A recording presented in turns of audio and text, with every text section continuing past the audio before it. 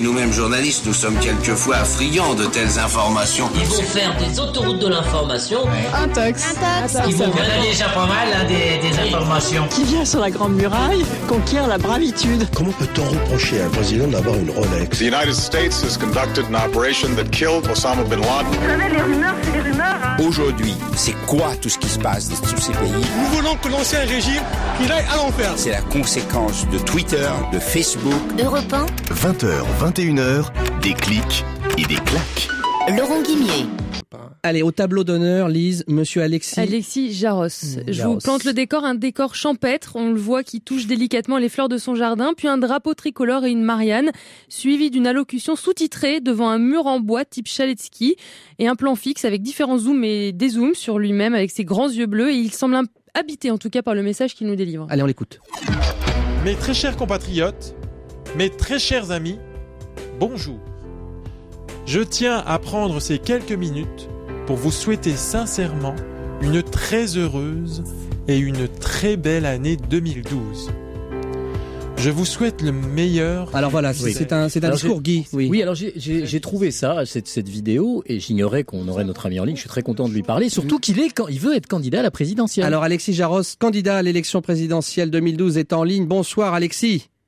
Allô, bonsoir. Bon, alors voilà, on a retenu vos vœux présidentiels ou pré-présidentiels, je sais pas comment on dit. Alors, vous avez entendu, on se moque un petit peu, on rigole, des musiques, des décors parfois un peu farfelus ou pas. Qu'est-ce que vous avez voulu faire, vous, dans cette vidéo, en présentant ces vœux à la France entière? Ah bien, tout simplement, par la sincérité, présenter mes vœux. Car je sais que les gens, il y a beaucoup de gens qui souffrent aujourd'hui. Et que les mesures qui sont prises aux plus hautes instances ne sont pas les bonnes. On augmente tout, mais on ne tient pas compte de ce que la personne française moyenne peut ressentir. Mais vous savez, Guy Birenbaum a une question à vous poser, monsieur Jaros. Vous savez bien que vous n'allez pas pouvoir être candidat à la présidentielle quand même. Alors justement, c'est bien que vous me posiez cette question. Je suis là pour ça. Et je vous remercie beaucoup de m'avoir invité. Bon, c'est sûr que là, c'est plus solennel et c'est plus sérieux.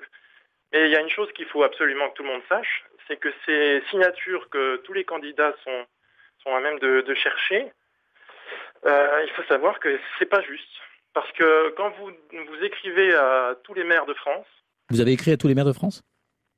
Oui, j'ai envoyé énormément de courriers.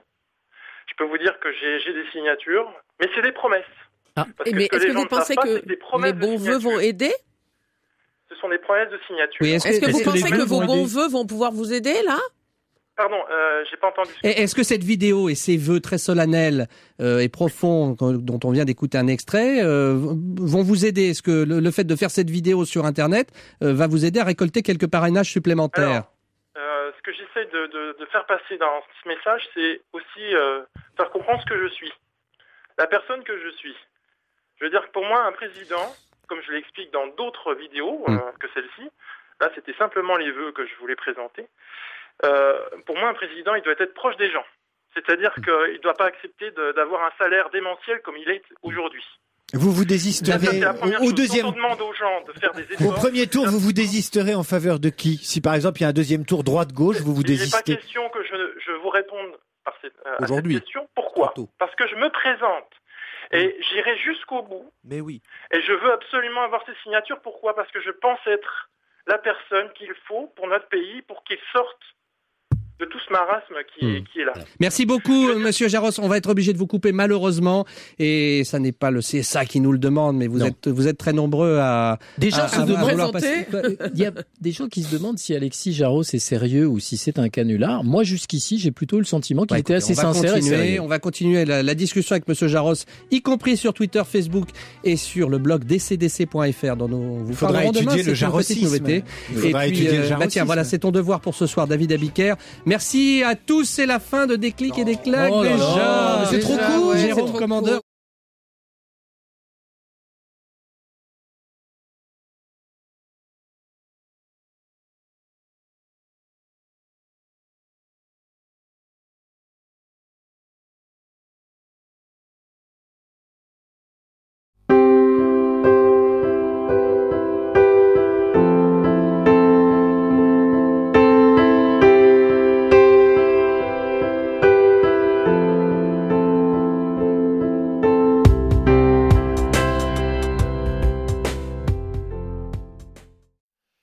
chers compatriotes, mes très chers amis, bonjour. Avant toute chose, je tiens à vous remercier car vous êtes toujours de plus en plus nombreux à croire en moi et vos témoignages m'encouragent encore de plus belle à poursuivre sur cette voie. Et c'est aussi grâce à vous si j'ai pu passer sur les ondes. Je tiens également encore à remercier Europe 1 et les animateurs de l'émission Des clics et des claques qui m'ont permis de m'exprimer et donc de me faire entendre. Faute de temps, je n'ai pu vraiment dire tout ce que je voulais. Et j'en profite ici pour apporter un complément à cette interview radiophonique que vous venez d'entendre. En effet, quand je disais que ce n'était pas juste ce système de parrainage, c'est que je voulais dire que pour moi, un parrainage, c'est une sorte de vote qu'attribue un maire pour un candidat auquel il croit. Il ne faut pas oublier que c'est sous notre 5e République que ce système a pu voir le jour et pu permettre à notre démocratie d'évoluer vers le bon sens. Donc, comme vous le savez sans doute, ce fut le général de Gaulle qui en fut l'initiateur, car il voulait que ce soit le peuple qui élise directement son président. Au départ, les règles étaient simples. Le candidat devait réunir 100 parrainages de maires sans aucune autre contrainte. Je peux vous dire que obtenir déjà 100 signatures, moi qui suis dans cette quête, c'est déjà énorme. Et que cela permet largement d'éviter, à mon avis, que se présente toute personne non sérieuse à prétendre à la présidence. Aujourd'hui, les règles ont changé de sorte de compliquer encore plus la tâche aux candidats, puisque 500 parrainages sont nécessaires, et de plus, doivent être répartis dans 30 départements dont il en doit figurer pas plus de 50 pour chaque. De plus, dans ce changement, on fait valoir la transparence, mais on oublie d'évoquer le droit à la liberté de choisir, et de, pour chaque élu, pouvoir voter ou parrainer, sans être dans l'obligation de voir que son choix soit divulgué, ce qui est le cas aujourd'hui. Et pour moi, comme je vous le disais précédemment, un parrainage, c'est un vote. Je suis dans l'obligation de faire ce douloureux constat. Et je ne suis pas le seul. C'est que notre système politique doit changer de sorte de permettre à tout à chacun de se présenter.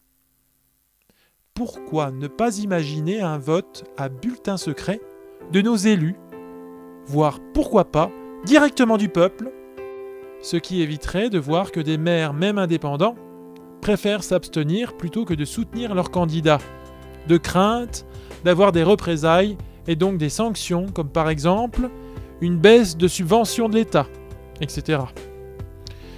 Quand je parle de système, il ne faut pas se voiler les yeux. Il est partout comme cela, à tous les niveaux de nos hautes instances politiques. C'est la même chose, tant au niveau de l'État, tant au niveau du conseil régional, ou bien même tant au niveau du conseil départemental. Je peux vous le dire en connaissance de cause. Moi qui fus candidat aux dernières élections cantonales. Il faut que cela cesse, car ce n'est pas montrer le bon exemple pour nos futures générations. Assez de tromperies, assez de calculs politiciens, assez de mensonges dans notre pays. Je ne pensais pas, avant de m'engager dans ce dur combat, que la politique, c'était cela. Je veux une autre vision de la France. La politique doit être accessible à tout le monde. Donc, il nous faut des gens sans calcul, qui puissent comprendre ce que vit au quotidien le monsieur ou la madame tout le monde. Mes très chers concitoyens et très chers amis, je vous dis à très bientôt. Vive la République, vive la France!